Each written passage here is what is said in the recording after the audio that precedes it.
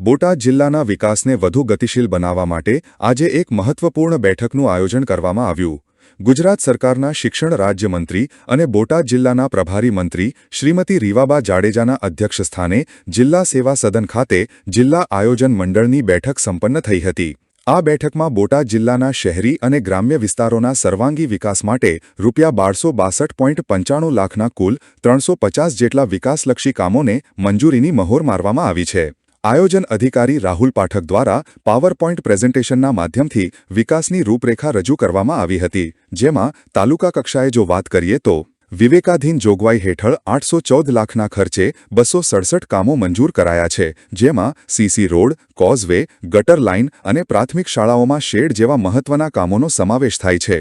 નગરપાલિકા વિસ્તારની જો વાત કરીએ તો શહેરી વિસ્તારો માટે 165.95 લાખના ખર્ચે 25 કામોને મંજૂરી અપાઈ છે, જેમાં સ્ટ્રીટ લાઇટ અને ઘન કચરા નિકાલ માટેના અદ્યતન સાધનો પર ભાર મૂકવામાં આવ્યો છે. જિલ્લા કક્ષાએ જો વાત કરીએ તો 263 લાખના ખર્ચે 51 મહત્વપૂર્ણ કામો હાથ ધરાશે, જેમાં શાળાઓમાં શૌચાલય, આંગણવાડીમાં ભૂગર્ભ ટાંકા અને લાઇબ્રેરીના કામોને પ્રાથમિકતા અપાઈ છે.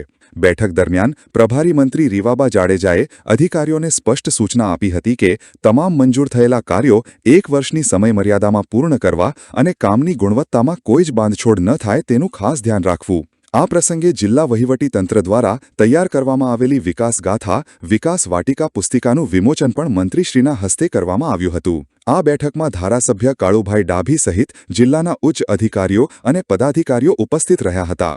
બોટાદના નાગરિકો માટે આ 350 વિકાસ કામો આગામી સમયમાં સુવિધાઓનો નવો સૂરજ લઈને આવશે.